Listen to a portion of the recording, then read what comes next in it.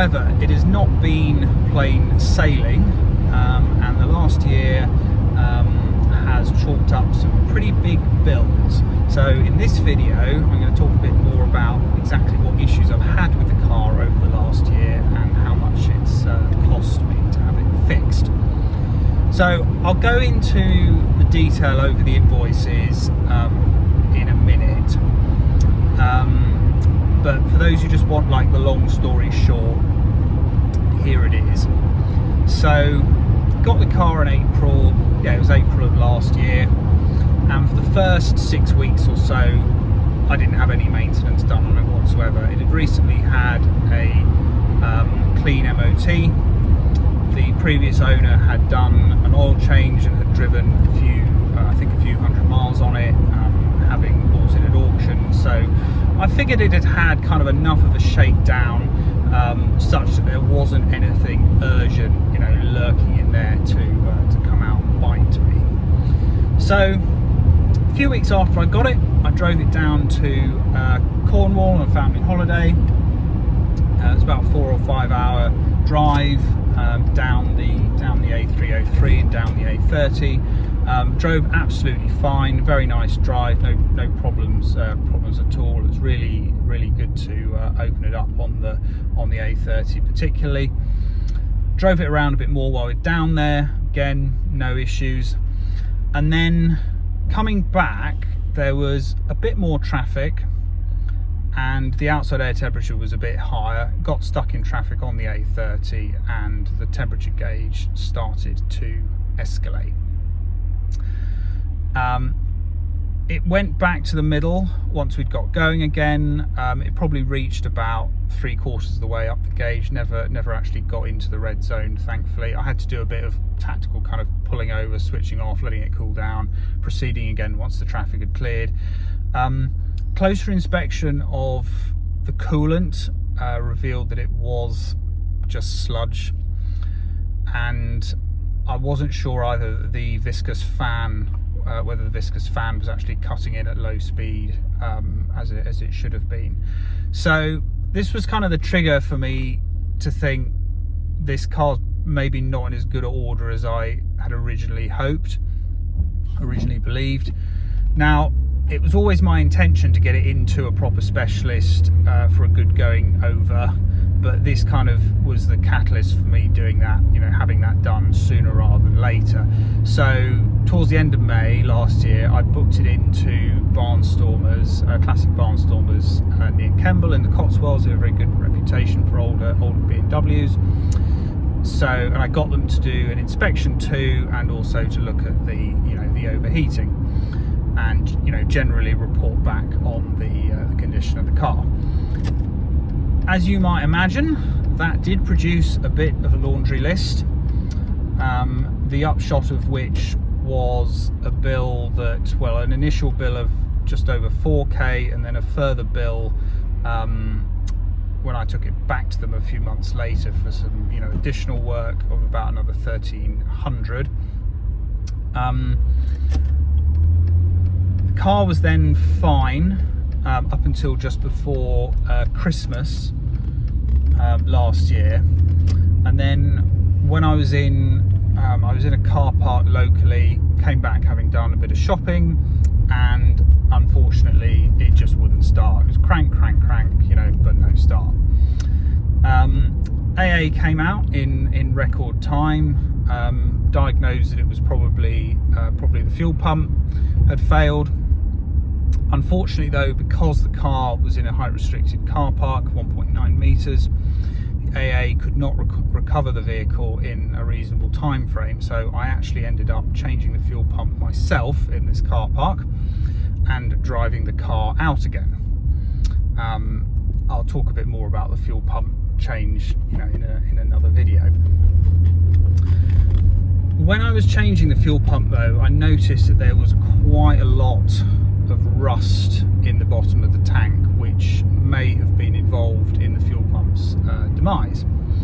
So I chalked this up as a future job. Put it on the list for when the car was due to go in for another MOT and an oil service this year, March this year. So I changed the fuel pump, that was no problem, and the car was absolutely fine and then early March, about a week or two before it was due to go into Barnstormers, coming home from work on the M25, it failed to proceed. I ended up on the hard shoulder, and again it appeared that the fuel pump had failed. Since it was booked into Barnstormers very shortly afterwards, it just ended up going to Barnstormers on a trailer. They dropped the tank as previously discussed, sent it off for refurbishment. Now, when they had it back again refurbished, when they put it all back together with a new pump in, the car would start but wouldn't run. And on further investigation, they discovered that someone had done something weird with the wiring on the fuel pump circuit. They basically like wired the alarm, or an aftermarket alarm or something, into the fuel pump circuit, and this seemed to be sapping a bit of voltage or causing some kind of short circuit when you went to start the car. I forget which exactly, but anyway, they sorted all that out, removed the bodge, put a new pump in, clean tank back in, all the rest of it, and the car's been fine absolutely ever since. Now, that stay plus another, various other sundry items from March, April this year resulted in a couple more big bills, and the overall spend since getting the car with Barnstormers has been about 8k. So that's kind of the long story short. What I'll do now is pull over, go through the invoices, and if you want to hear the long story, stay tuned.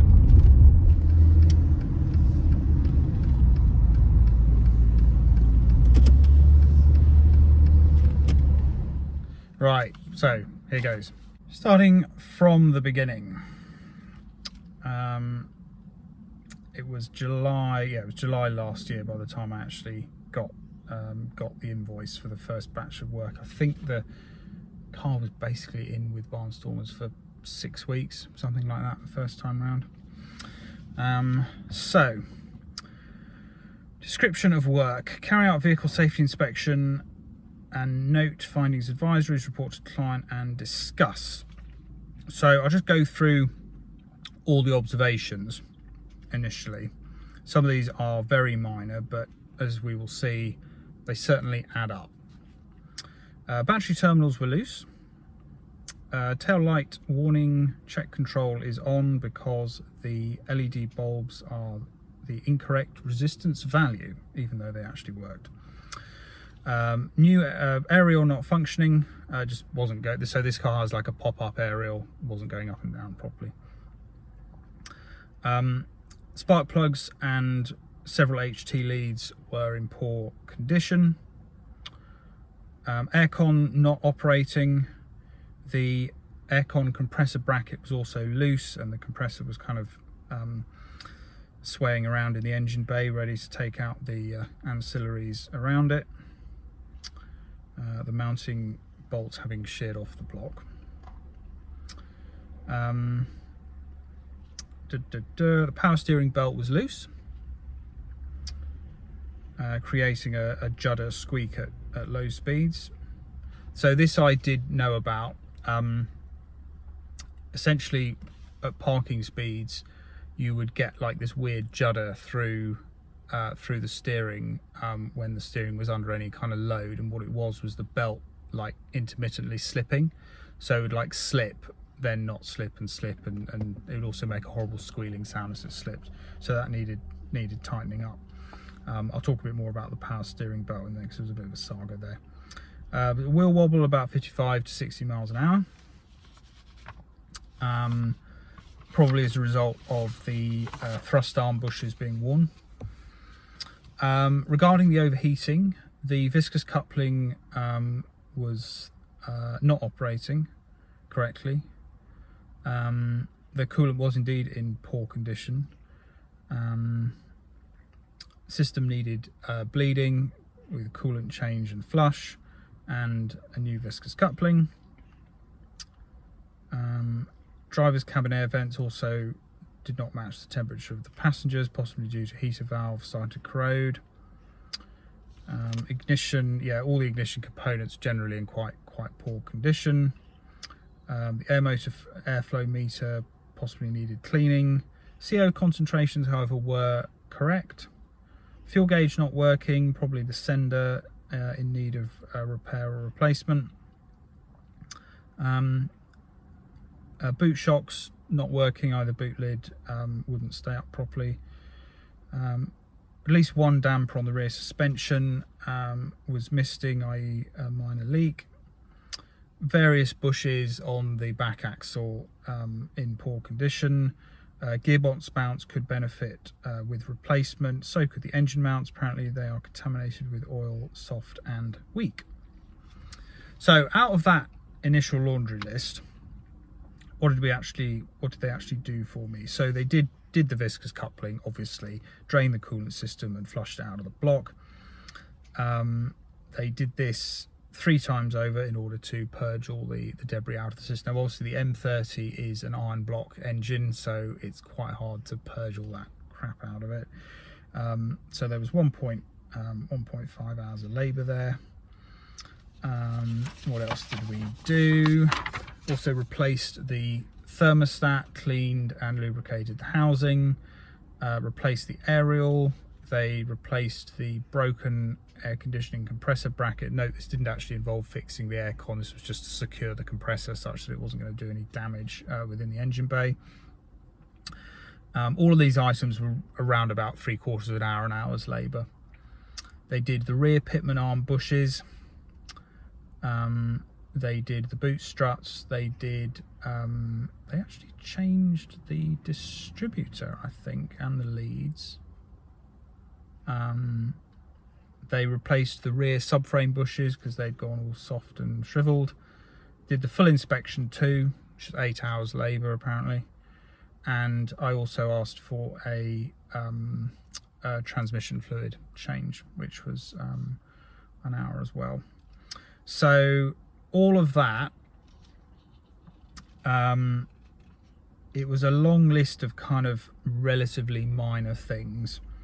The inspection 2 labour also includes having the brakes done. So the front discs, yeah, we did the front discs and pads, the rear discs and pads. They were all apparently, you know, the car supposedly had a clean MOT, but like, as we shall see, I now question the integrity of the MOT that had been done prior to me buying it, but anyway, we'll come back to that.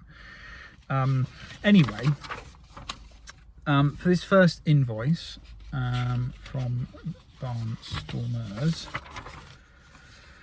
we had about £1,600 for parts and service items.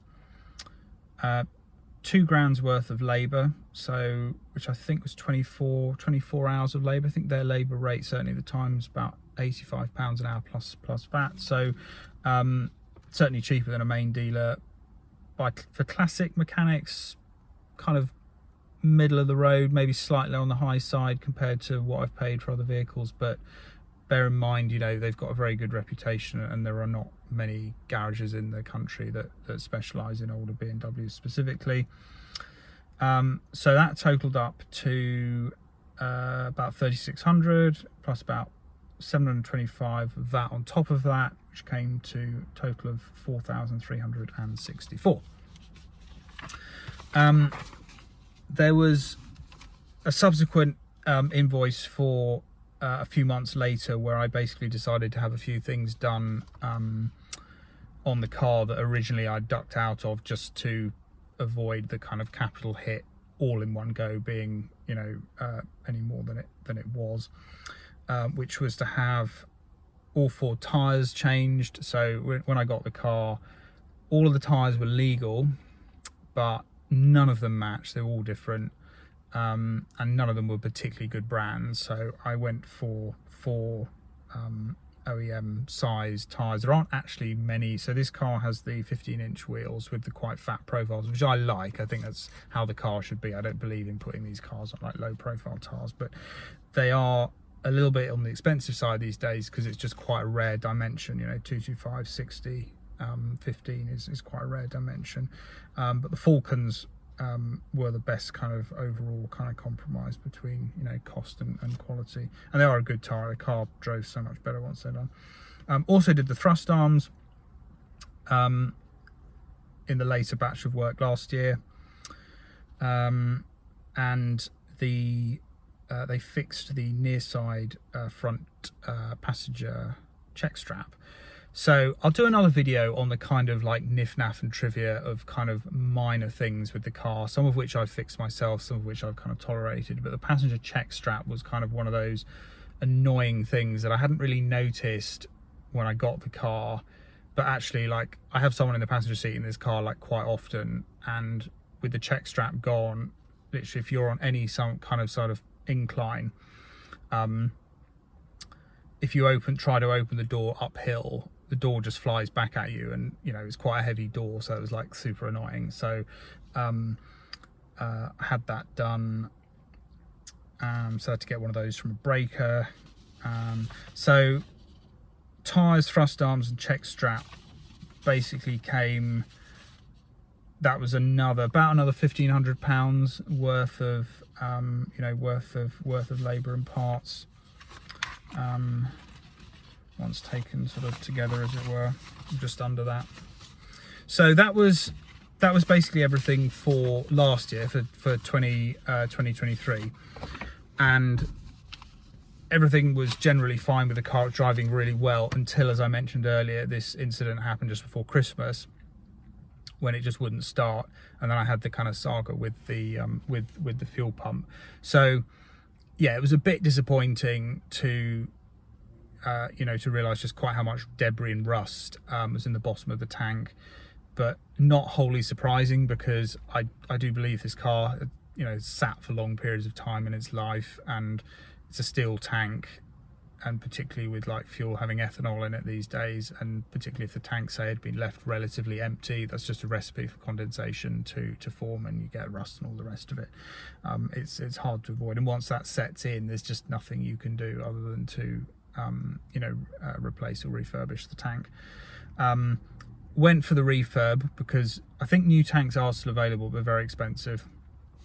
So the MOT was due towards the end of March anyway. It was booked into Barnstable, so they were just going to do an oil service and MOT plus, you know, other work that had come on as required. I'd done about 8,000 miles, you know, since the previous MOT, which was just before I bought it.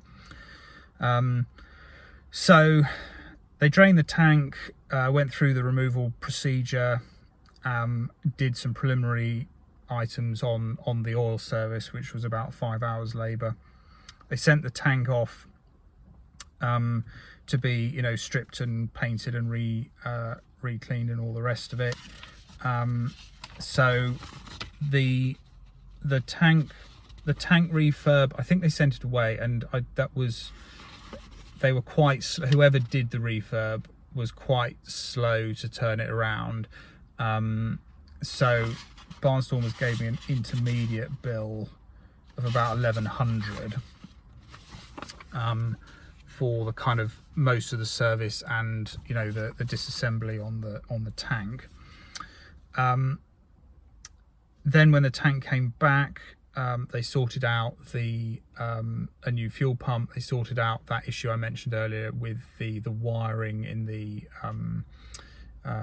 fuel pump circuit, you know, whereby it was like the car was starting but then not running, and yeah, that weird like alarm wiring was I think sapping some voltage off the fuel pump. So they sorted all that, and it's no problem anymore. Anyway, they reinstalled the tank. They also sorted out the sender. So when I got the car, the fuel gauge didn't work and hadn't worked up until this point. I had a look at the sender myself when I changed the fuel pump, but I was under quite a lot of time pressure. Obviously I was in a car park, and I didn't have time to work out like how to take it apart and stuff, so I just put it back in broken. Anyway, when Barnstormers took it out, they cleaned it, and actually having freed it up, it was working again. The gauge is, I think, under reading a little bit just in the last quarter, so between quarter full and empty it under reads a bit. I think it goes to empty a bit faster than it actually should, but obviously that's kind of like the right, you know, if it's going to be a bit wrong, that's the way you want it, right? You wouldn't want it to like be reading more fuel than there really is. Also has the side effect that the range function on the trip computer now works again, which is kind of handy. Previously I'd just been like resetting the trip counter every time I filled up, and then filling up at every like 375, 400 miles, something like that. So that's the fuel pumps now. Sorry, the fuel pump and the fuel gauge is now working again. Did the rest of the, you know, the oil service bits and pieces. It didn't really need much, obviously, having had the inspection too and done all the other bits and pieces the prior year. It didn't really need much other than sorting out the nonsense with the fuel tank. So that resulted in about another, so there's about another bill of 1100 there, just over, maybe about 1200 actually.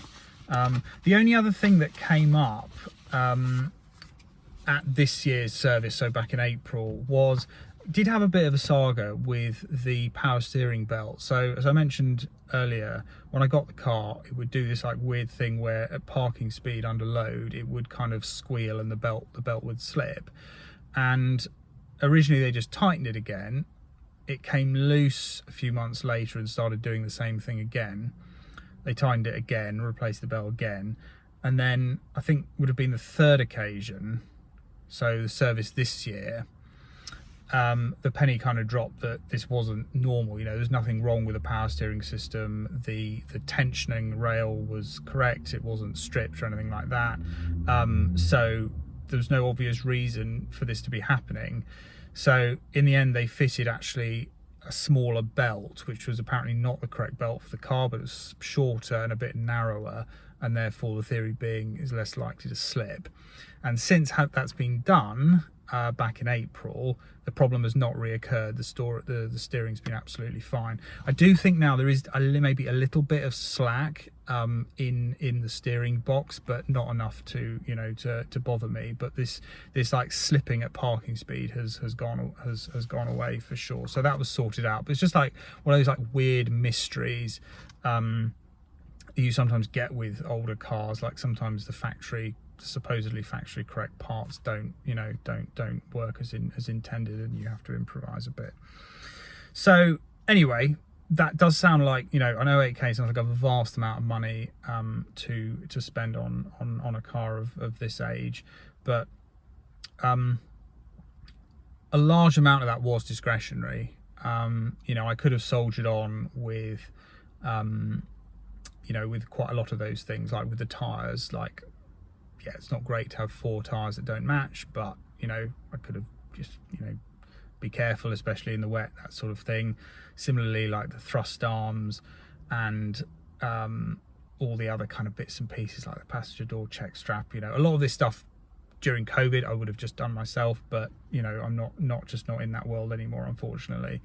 I suspect if you were still taking it to you know, to a garage to be done, your minimum spend would probably be like 2-3 grand, something like that. I think there wouldn't have been any way around, you know, sorting the coolant. That had to be done. So the viscous fan and the flush of the coolant system, that was obviously essential. Similarly, sorting out the fuel tank and the fuel pump, that was, you know, that was essential. But, you know, a lot of the other stuff, you know, whether the aerial or the boot dampers or you know, could have been deferred until a later date. It just ended up with a car that was less enjoyable and less utility. So what I'm saying is that cost, you know, that very high cost could have you know, been spread over a much longer period of time. But if you've got the capital to spend all at once, it you know, it is more efficient and just generally better, I think, just to spend it all at once, and then you don't have to worry, you know, about it, and you know, you get more enjoyment out of the car, or at least I do. I find with older cars, if I am driving them all the time, little things like the check strap, for example, do really start to irritate me. So I don't mind spending the money to get them done. So having, you know, had all that work done, the car is in pretty good shape. It's driving really nicely. I drive it pretty much every day, and I don't worry about its reliability anymore. I don't even really think about it. I just think about it like as I would, you know, a car's like 5-10 years old, you know, whatever. So big jobs on the horizon potentially are the aircon, getting that fixed, which I'm sort of umming and ahhing about, because that's probably is going to be a few K, particularly if the condenser, for example, needs changing. Just depends if it still, you know, holds or not. If it, you know, if it leaks, it probably needs to be changed. So, you know, aircon on older cars can, you know, really be a big bill. And so far, you know, temperatures this year in the UK have not been that hot, so I'm kind of tolerating it. You know, the sunroof works. You know, so I drive around with the windows open. It's generally fine. I think there is also something a bit going on either with the heater valve or with the climate control system generally, because as Barnstormer's noted, the temperatures between the two sides, driver passenger, don't really match half the time, unless it's like set to like full hot or full cold, and sometimes like hot air like randomly comes out of the driver's side. So there probably is a bit of a story there, and it's probably not, you know, not for now. But you know, with cars of this age, it is quite unusual for the aircon or climate control system to work as it would have done when it's new, because they're just complex systems that have a bit of a lifespan.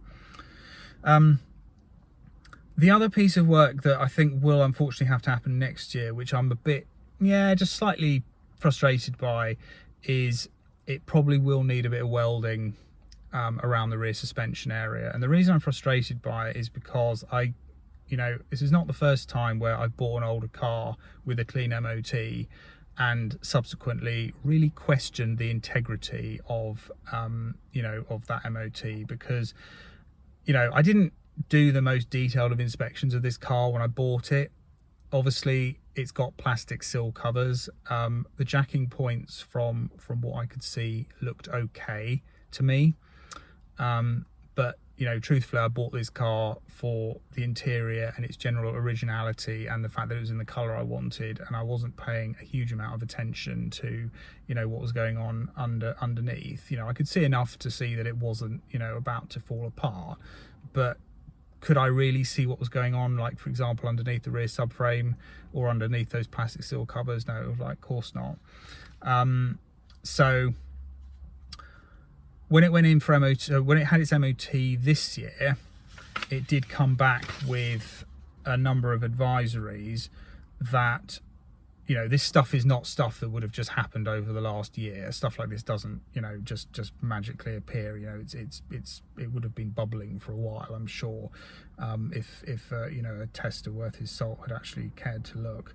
So the advisories were all 4 coil springs corroded, which, okay, you know, whatever, as long as with springs, as long as the corrosion is relatively superficial, it's not going to bother me. Although apparently snapped springs on some of the modern BMWs is actually a thing, so you know, we'll look at that. Fuel pipes corroded. Again, I'm not sure how bad it is, but we'll have to look at it next time. Oil leak not excessive. That's kind of par for the course, I think, with old engines like the M30.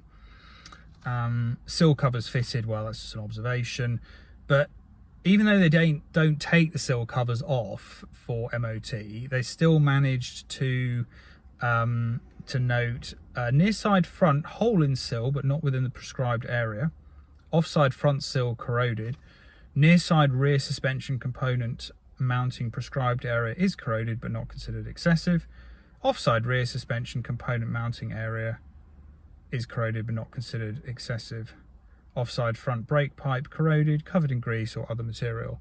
So talking to Barnstormers, there probably is maybe about a K of welding there, which I will get done at next year's MOT. Hopefully it won't get too much worse. over the summer.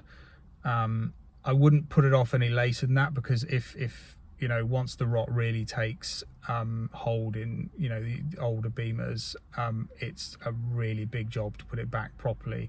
I mean, yeah, you can